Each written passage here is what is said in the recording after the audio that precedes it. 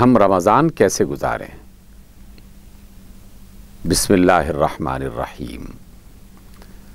یہ بات تو ہم سب جانتے ہیں کہ اللہ رب العزت نے تمام اہل ایمان پر سال میں 1 ماہ روزہ رکھنا ضروری قرار دے دیا ہے۔ اللہ رب العزت نے فرمایا کہ ہم نے تم پر روزے فرض کر دیے ہیں، بالکل اس طرح جیسے تم سے پہلے جو گزر جانے والی امتیں ہیں ان پر روزے فرض کیے گئے تھے۔ گویا کہ کوئی امت اور کوئی قوم دنیا میں ایسی نہیں گزری کہ جسے اللہ رب العزت نے اپنے اپنے وقت کے نبیوں کے ذریعے سے روزہ رکھنے کی تلقین نہ کی ہو اور اس کی کوئی نہ کوئی شکل متعین نہ کی ہو۔ گویا کہ یہ کام ایسا ہے جو روز ازل سے زمین پر کسی نہ کسی شکل اور کسی نہ کسی انداز میں ہو رہا ہے۔ اسی بات کو مزید بہتر بناتے ہوئے اور اس میں زیادہ رحمتیں اور برکتیں رکھتے ہوئے اللہ رب العزت نے روزہ تمام اہل ایمان پر فرض کر دیا ہے۔ ہر وہ شخص کہ جو مومن ہے، مرد ہو یا عورت ہو، جب وہ بالغ ہو جاتا ہے تو اسے ماہ رمضان کے روزے رکھنا لازم ہے۔ یہ بات بھی ہم جانتے ہیں کہ عرف عام میں جب بھی کوئی شخص روزے کا ذکر کرتا ہے تو اپنے ذہن میں یہ تصور لاتا ہے کہ صبح طلوع فجر سے لے کر شام غروب آفتاب تک کچھ نہ کھانا پینا، اس کا نام روزہ ہے۔ اور یہ بھی افراد جانتے ہیں کہ ازدواجی تعلقات اس وقت میں اختیار نہیں کیے جا سکتے۔ لوگ سمجھتے ہیں کہ بس یہی روزہ ہے، حالانکہ یہ اس کی محض ایک ظاہری شکل ہے جسے اختیار کرنے کا ہمیں حکم دیا گیا ہے۔ بنیادی اس کی جو صورت ہے وہ تو ایمان اور احتساب کی ہے کہ جس کو انسان ہر وقت اپنے ذہن میں رکھتے ہوئے ان باتوں سے بچنے کی کوشش کرتا ہے جن باتوں سے اللہ نے اور اس کے رسول صلی اللہ علیہ وسلم نے ہمیں منع فرمایا ہے۔ یہ احساس جسے ہم ایمان کہتے ہیں، اس میں سب سے پہلا بنیادی نقطہ یہ سمجھ میں آنا چاہیے کہ جسے ہم اللہ سمجھتے ہیں اور مانتے ہیں کہ وہ ہمارا رب ہے، اس کے بارے میں ہم یہ بھی عام طور پر کہتے رہتے ہیں کہ وہ ہر چیز کو دیکھتا ہے، ہر چیز کو سنتا ہے، ہر چیز کے بارے میں جانتا ہے، لیکن روزے کی حالت میں ہم اس ایمان کا باقاعدہ ثبوت دے رہے ہوتے ہیں۔ ایک عام آدمی جو بہت زیادہ پڑھا لکھا نہ بھی ہو، حتیٰ کہ مسلمانوں کے بچوں تک اس طرح کا اہتمام کرتے ہیں کہ اگر کوئی شخص چھپ کر کھانا چاہے وہ کھا سکتا ہے، لیکن محض اس بنیاد پر نہیں کھاتا کیونکہ اس کے ذہن میں یہ فوراً خیال آ جاتا ہے کہ اللہ تعالیٰ دیکھتا ہے اور وہ دیکھ رہا ہے۔ وہ کچھ پینا چاہے تو وہ اپنے آپ کو روکتا ہے، حالانکہ دنیا میں سے کوئی شخص اسے نہیں دیکھ رہا ہوتا، لیکن اس کا ایمان اسے یہ خبر دیتا ہے کہ جس اللہ کو تم اپنا اللہ اور رب مانتے ہو وہ سمیع بھی ہے، یعنی سنتا بھی ہے، بصیر بھی ہے، یعنی دیکھتا بھی ہے، اور علیم بھی ہے، یعنی وہ جانتا بھی ہے۔ تو جو سننے والی ہستی، دیکھنے والی ذات اور جاننے والی جو ہستی ہے، اس ایمان کی بنیاد پر ہم ہمیشہ اس بات کا خیال رکھتے رہتے ہیں۔ گویا کہ روزہ جو ہے وہ ایمان کو تازہ رکھنے کا ایک بہت ہی مؤثر ذریعہ ہے اور ایک بہت بڑی عبادت ہے۔ جب ہم یہ جانتے ہیں تو پھر دوسری بات بھی تازہ کر لینی چاہیے کہ جس اللہ کو ہم اپنا رب اور اپنا مالک سمجھ رہے ہیں، اس نے روزے کی حالت میں بعض جائز، پاکیزہ اور اچھی چیزوں سے ہمیں منع کر دیا ہے۔ تو جس نے ہمیں اچھی اور پاکیزہ اور جائز چیزوں سے منع کر دیا ہو تو وہ کیسے اس بات کی اجازت دے سکتا ہے کہ وہ باتیں کہ جو ناپاک ہیں، جو حرام ہیں، جو اللہ تعالیٰ کی نافرمانی میں آتی ہیں، جو انسانی معاشرے کو نقصان پہنچانے والی ہیں، ہم اس کو جائز سمجھنا شروع کر دیں یا اس کو کرنے میں کوئی دقت محسوس نہ کریں؟ یہ کیسے ممکن ہو سکتا ہے؟ اللہ نے تو اپنے حکم کے ذریعے سے پاکیزہ اور حلال چیزوں سے بھی ہمیں منع کر دیا ہے، تو جو ناپاک اور حرام باتیں ہیں ان سے تو یقیناً ہمیں عام حالت میں بھی اپنے آپ کو روکنا چاہیے تھا، لیکن روزے کی حالت میں بطور خاص اپنے آپ کو اس سے روکنے کی کوشش کرنی چاہیے۔ رسول اللہ صلی اللہ علیہ وسلم کا یہ فرمان بارہا ذکر کیا جاتا ہے، آپ نے فرمایا کہ جس نے روزے کی حالت میں جھوٹ بولنا اور جھوٹ پر عمل کرنا نہ چھوڑا تو اللہ تعالیٰ کو اس کے بھوکے پیاسے رہنے کی کوئی حاجت نہیں ہے۔ جو شخص ایمان کے ساتھ اور اس تصور اور خیال کے ساتھ روزہ نبھاتا ہے اور ماہ سیام کو گزارتا ہے تو جہاں یہ کام ذرا سا مشکل ہے وہاں بشارت بھی بہت بڑی ہے۔ اللہ کے رسول صلی اللہ علیہ وسلم فرماتے ہیں کہ اللہ تعالیٰ نے مجھے یہ بشارت عطا کی ہے کہ من صام ایمانا و احتسابا غفر له ما تقدم من ذنبه، کہ جس نے ایمان کی حالت میں، یعنی یہ سوچتے ہوئے کہ میں اللہ کا بندہ ہوں اور میرا رب میرے ہر حال سے واقف ہے اور مجھے ہر صورت میں اس کی اطاعت کرنا ہے، تو جو اس ایمان کی حالت میں اللہ کی عبادت کرتا ہے اور روزہ رکھتا ہے اور احتساب یعنی اپنا جائزہ لیتے ہوئے کہ کہیں مجھ سے کوئی ایسی حرکت تو نہیں ہو گئی کہ جس سے روزے کو نقصان پہنچ سکتا ہو،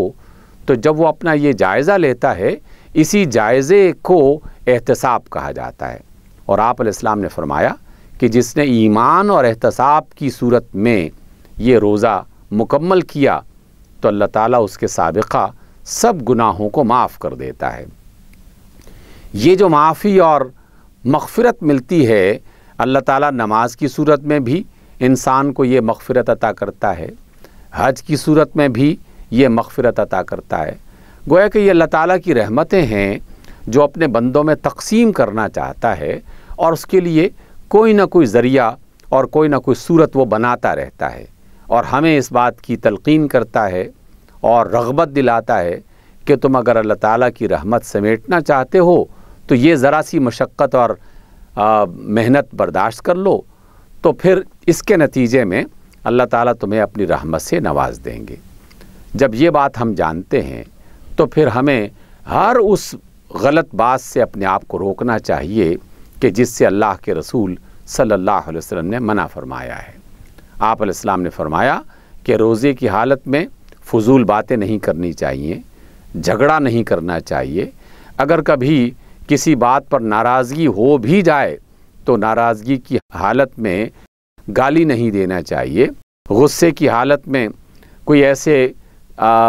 کلام نہیں کرنے چاہیے کہ جس میں بدتمیزی ہو اور جس میں گستاخی پائی جاتی ہو، تو ان باتوں سے اپنے آپ کو بچانے کی کوشش کرنی چاہیے۔ آپ صلی اللہ علیہ وسلم نے یہ بھی فرمایا کہ اگر کوئی ایسا موقع آ جائے کہ کوئی دوسرا آدمی تمہیں روزے کی حالت میں غصہ دلاتا ہے اور وہ لڑائی جھگڑے پر آمادہ ہوتا ہے تو آپ معذرت کرتے ہوئے اس سے الگ ہو جائیں اور ان سے کہیں کہ بھائی میں روزے سے ہوں۔ گویا کہ روزہ انسان کو برائی سے بچاتا ہے۔ یہی وجہ ہے کہ رسول اللہ صلی اللہ علیہ وسلم نے فرمایا کہ روزہ ایک طرح کی ڈھال ہے، جیسے ڈھال جنگ کے میدان میں ایک شخص کو دشمن کے وار سے بچاتی ہے، بالکل اسی طریقے سے روزہ انسان کو برائیوں سے، گناہوں سے، نافرمانیوں سے اور حرام کاموں سے بچانے کا کام کرتا ہے۔ لیکن جس شخص نے روزہ رکھنے کے بعد اپنے آپ کو ان برائیوں سے اور ان حرام کاموں سے نہیں روکا تو گویا اس کی ڈھال جو ہے اس کے کسی کام نہیں آئی اور شیطان اپنا وار مسلسل کر کے اس کی نیکیوں کو برباد کر رہا ہے۔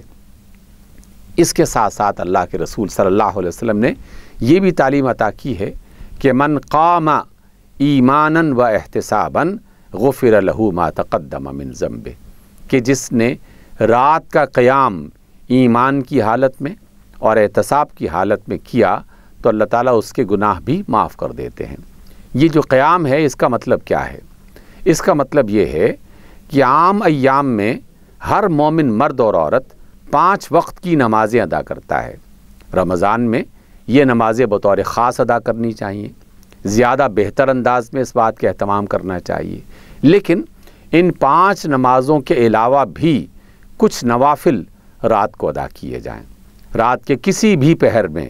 عشاء کے فوراً بعد اگر کوئی شخص ادا کرنا چاہتا ہے، رات کے پچھلے پہر اٹھ کر تہجد کی صورت میں ادا کرنا چاہتا ہے،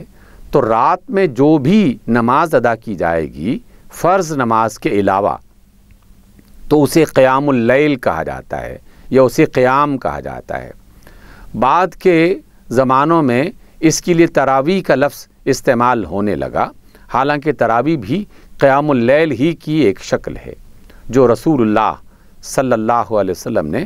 باقاعدہ اس بات کا اہتمام کیا تھا۔ آپ نے 3 راتیں ایسی ہیں کہ جن میں باقاعدہ قیام اللیل یعنی نوافل باجماعت پڑھانے کا اہتمام کیا۔ آپ صلی اللہ علیہ وسلم تشریف لائے اور لوگ جو الگ الگ نمازیں پڑھ رہے تھے ان کو اکٹھا کیا اور اس میں قیام فرمایا، یعنی نوافل ادا کیے۔ دوسری شب میں بھی آ کر عشاء کی نماز کے بعد آپ نے قیام اللیل کیا اور لوگوں کو جماعت کے ساتھ یہ نماز پڑھائی، اور تیسری رات بھی ایسا ہی ہوا۔ لیکن چوتھی رات لوگ انتظار کرتے رہے کہ رسول اللہ صلی اللہ علیہ وسلم اپنے حجرے سے باہر آئیں گے، لیکن آپ صلی اللہ علیہ وسلم تشریف نہیں لائے، اور پھر آپ نے لوگوں کو یہ بتایا کہ میں اس وجہ سے نہیں آیا تاکہ اللہ تعالیٰ کی طرف سے یہ قیام اللیل تم پر واجب اور فرض نہ ہو جائے، تم پر لازم نہ ہو جائے، تو تمہاری سہولت اور آسانی کے لیے میں نے آج یہ نماز نہیں پڑھائی ہے۔ پھر اس کے بعد لوگ انفرادی طور پر یہ عبادت کرتے رہے۔ ایک زمانے کے بعد لوگوں نے اسے اجتماعی شکل بھی اختیار کر لی اس کے لیے، کیونکہ یہ ایک نفلی عبادت ہے اور نفل فرض سے اضافے والے عمل کو کہا جاتا ہے۔ آپ نے فرض ادا کرنے ہیں وہ تو ہر صورت میں ادا کرنے ہیں، اس میں کوئی رخصت نہیں اور اس میں کوئی چھٹکارا نہیں، وہ تو ہر صورت میں ادا کرنے ہی کرنے ہیں۔ لیکن ان فرضوں کے علاوہ جب بھی کوئی شخص کوئی اضافی عمل کرتا ہے، چاہے وہ روزے کی شکل میں ہو یا نماز کی شکل میں ہو یا صدقات کی شکل میں ہو، تو یہ سب کے سب نوافل بنتے ہیں، یعنی ایک اضافی عمل ہے جس کے کرنے سے اللہ تعالیٰ کی طرف سے رحمتیں ملتی ہیں اور اس کا فضل ملتا ہے۔ اللہ تعالیٰ اس کی زندگی میں آسانی پیدا کرتا ہے، اس کے مال میں، اس کی زندگی میں، اور جو بھی وہ دنیا میں وقت گزار رہا ہے اس میں سہولتوں سے میسر آتی ہے، لیکن اسے فرض اور واجب نہیں کیا گیا۔ اس سہولت کو اختیار کرتے ہوئے ہمیں گھروں میں خاص طور پر اس بات کا اہتمام کرنا چاہیے۔ ہم جن مشکل حالات سے آج کل گزر رہے ہیں، ان میں تو بطور خاص گھروں میں تراویح کا یا نوافل کا اہتمام کرنا چاہیے۔ گھر میں اگر بڑے بزرگ قرآن مجید کو اچھا پڑھنے والے موجود ہیں تو وہ نماز کی امامت کروائیں، اور باقی گھر کے تمام افراد، خواتین بھی اور بچے بھی اور بڑے بھی، وہ ان کے پیچھے باقاعدہ کھڑے ہو کر نماز ادا کریں۔ اور اگر کم تعداد ہے تو تب بھی یہ نماز اجتماعی طور پر ادا کی جا سکتی ہے۔ میاں بیوی ہیں، ایک آدھ بچہ ہے، تو تب بھی یہ صورت اختیار کی جا سکتی ہے۔ بس اس میں اس بات کا اہتمام کیا جائے گا کہ خواتین اپنی صف الگ سے بنا لیا کریں اور درمیان میں بچے اور ان کے ساتھ جو گھر کے بڑے افراد ہیں، یا پھر بڑے افراد اور بچے اکٹھے ایک صف میں آ جائیں، خواتین ان کے پیچھے آ جائیں۔ اور اپنے بچوں میں سے بھی جنہیں قرآن مجید کی تلاوت آتی ہو تو انہیں باقاعدہ اس بات کی تربیت دینی چاہیے، اس بات کی ٹریننگ دینی چاہیے، اور انہیں دن کے وقت بتا دیا جائے کہ آج رات کو جو قیام اللیل کی عبادت ہوگی تو تم نے یہ والے نوافل ادا کرنے ہیں، اور اس میں یہ والی صورتیں اگر تم پڑھ لو تو اور بھی بہت اچھا ہے۔ اس طریقے سے بچوں کو قرآن یاد ہو جائے گا اور ایک اجتماعی عبادت کا رجحان گھر میں پیدا ہوگا۔ آپ صلی اللہ علیہ وسلم کا فرمان گرامی ہے کہ اپنے گھروں کو قبرستان مت بناؤ، یعنی ان کو ویرانہ نہ بناؤ۔ گھروں کو ویرانی سے کیسے بچایا جا سکتا ہے؟ ویرانی سے بچانے کے لیے گھروں میں تلاوت ہونی چاہیے،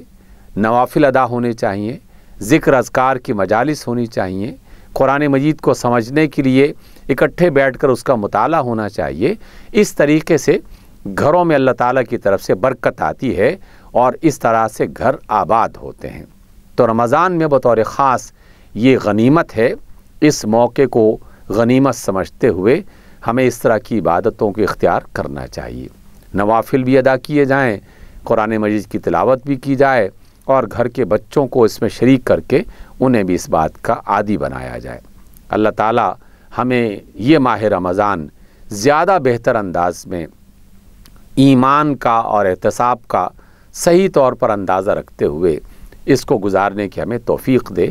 تاکہ جن آفتوں اور مصیبتوں میں ہم مبتلا ہیں، جو بے شمار شکلوں اور صورتوں کی ہیں، ہم ان سے نجات پا سکیں، اور اس کے ساتھ ساتھ جن رحمتوں کے ہم امیدوار ہیں ان کے ہم حقدار بن سکیں۔